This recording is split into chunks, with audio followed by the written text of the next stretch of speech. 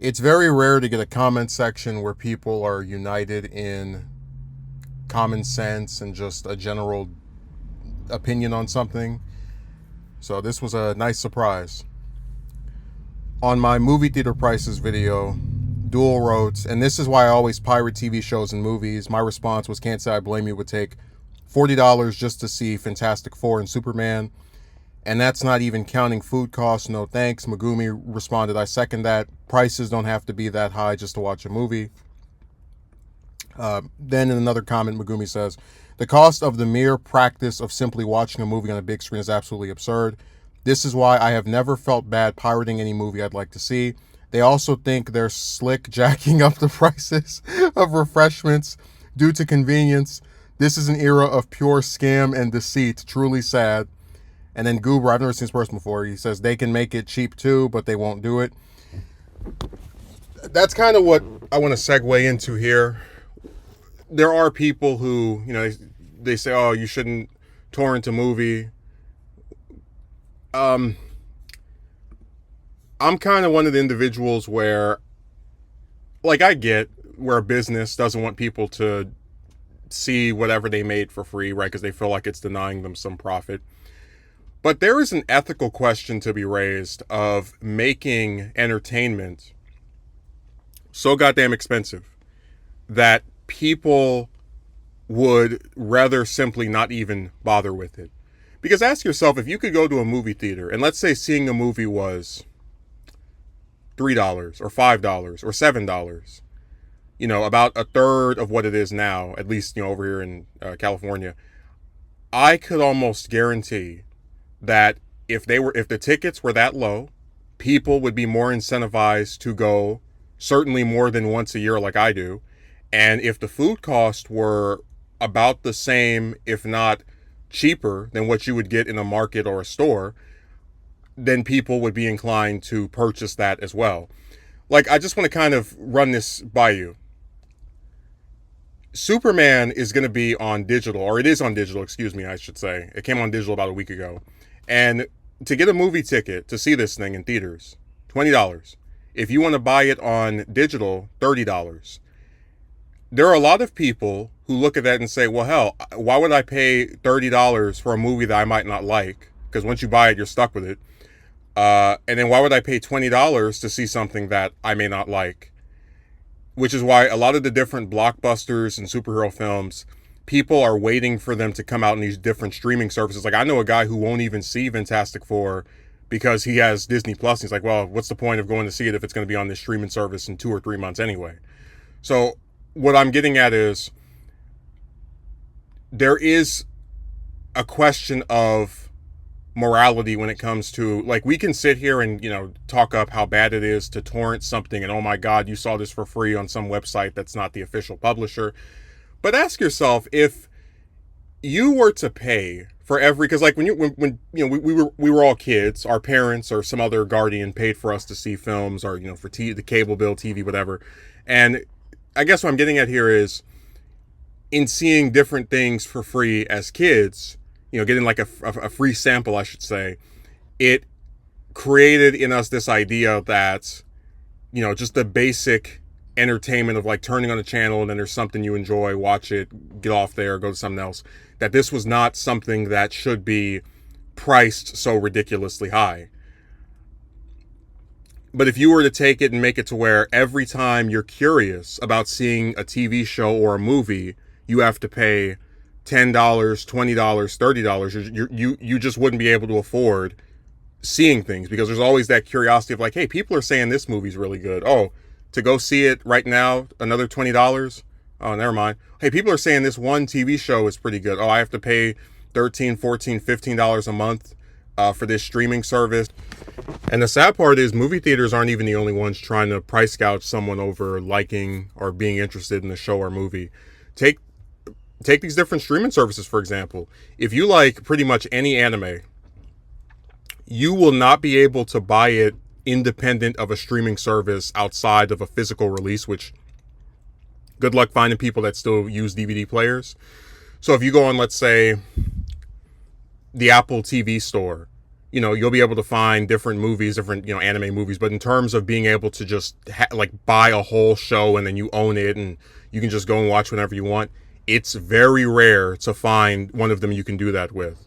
Just as an example, if I want to watch Dragon Ball, whether it be the original, Z, whatever, I couldn't just go on Apple TV, pay $100, and then have like the whole series English or subbed or whatever. I'd have to subscribe to Crunchyroll and then pay a set amount of money every single month to watch that one show. Now, the only alternative that I would have is getting it on DVD. But like I said, who the hell is even like going to walk around with a DVD player and then however much it costs to buy all the different discs? So you see how they make that purposefully inconvenient for you on, with the intention of squeezing more money out of you, because they know if they charge you, again, 100 or 150 for this 500 plus episode series, Dragon Ball and then Dragon Ball Z, then you pay for it that one time and then they wouldn't be able to charge you anymore. But if they make it to where you can only watch the whole thing on their stupid streaming service, you have to keep paying every month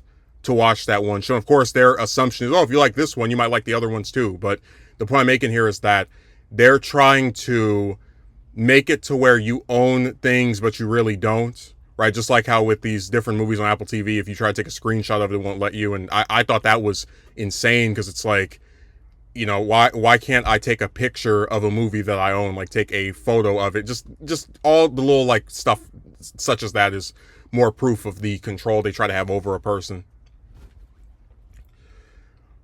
But seeing that theater the other day, it was empty. It had about 7 people in there, and I was going to mention, I know I'm speaking in like an anecdotal manner, but never before the pandemic, so like 4 years ago, did I ever go to a movie theater and there just was barely anyone there. I walked into a film one day 3 years ago, excuse me, and it was the first time I ever entered a theater that was completely empty. Now it was pretty early in the morning, like, like 10, 11, 12, whatever. So I guess you could argue maybe that was a factor. I ended up having about 4 other people come in there, and of course they wanted to sit on the same road that I was on. But going into Fantastic Four the other day, there were 10 people in that whole theater. And this has been a recurring theme I've picked up on, where a lot of people are just not willing to pay these prices. They're either going to wait for the movie to come out on digital because they know that someone's going to go and rip it off of the DVD and put it on one of the free streaming services, one of the free like websites for in HD in like 60 or 90 days after it comes out. So they're gonna wait out having to see it in theaters, or they're just not interested. And that's been what I find so compelling, that the ticket prices are so big that people, even if they're like a little bit curious about seeing something, they're like, yeah, this is not worth it. $20 just to watch a movie one time, and then you add in popcorn, that's $10. Then you add in the shake, that's $13. And this is why I said I completely understand where people look at these prices and they just say to hell with it. If you want to go and watch a movie or a show for free, obviously I can't stop you, but I can't get mad at people for doing that. When things are priced so high that it costs more to see a movie one time than in some cases to eat for 2 or 3 days, you've got a problem. And it's just, there's a whole separate ethical argument of, should it be allowed for entertainment to be this costly? Like, I remember when I was a kid, you go and buy a video game console. Sometimes I'd say, you were about $100, whatever, like a console, computer. But this is stuff you pay one time and then you get to use this device for, possibly years, right? Even with video games, DS games are like $20. Console games are like 60. And this is stuff that, again, you own it and you get to play it and use it as often as you want. I cannot justify seeing similar prices to one-time things. You're going to eat that little batch of popcorn and then be hungry again after you leave from there, probably. Or, it's $10 for a large bowl of popcorn. You can go, and I should do a video on this. You can go to the grocery store and get one of those popcorn. They put them in packs of like 5 and 10 and whatever. The highest price I've seen for one of those was like, I think 10 for 5.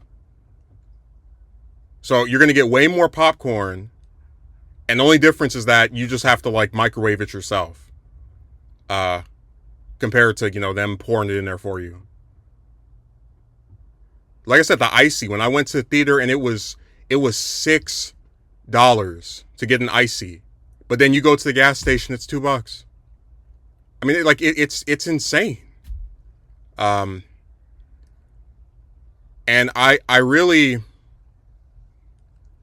I can't in good conscience, like, I just want to kind of preface this. I'm not some wealthy person where I've talked about how hard it is to get a job and just to work places. But I really cannot in good conscience encourage people to feel bad or ashamed of seeing things for free when oftentimes seeing them at the prices set for them is absurd. Like, I can't tell any person, and this is why Megumi said an era of pure scam and deceit, but I can't tell any person like that's working and has to pay bills, like, oh yeah, you should go and piss out $40, $50, $60, between the ticket and the food just to see a movie in the theaters when it comes out on opening night or the week after or 2 weeks after or 3 weeks after. And then buy the digital copy for $25 or $30, total it up to like $70, $80 for just all spent on that one film. Like, I can't justify that. The only way you would see me tell people they should watch stuff for free is if it, and this is actually, I'll wrap this up with this. So you'll notice if you go on YouTube that there are certain series that are now being uploaded, like the full entirety of them by the people that own them. Off the top of my head, I know, what's the name of that one show? Besides, I know Pokemon's one of them, but there's some other ones on there too that have been getting posted. And when you see that, that is the creators of that particular series or movie or whatever acknowledging this is still going to make us money, even if people can watch it for free. Because when they put ads on that stuff, when YouTube has the ads on their videos, they're getting paid for something that was already made by them, 5 years ago, 10 years ago, 20 years ago, on top of whatever other revenue they made from when it came out on DVD or, video sales and whatnot and aired on television. So my point I'm making is, if these companies were smart, they would either knock the prices on these films and TV shows down very considerably, or they would make it free on YouTube knowing that they're going to get paid for the ads on their stuff anyway. So it's all just them trying to jip and squeeze money out of people. And like I said, I can get upset with people over a lot of things. You're never going to see me condemn someone for trying to watch this stuff for free. When it costs this damn much, you can pirate away. Just don't forget your eye patch.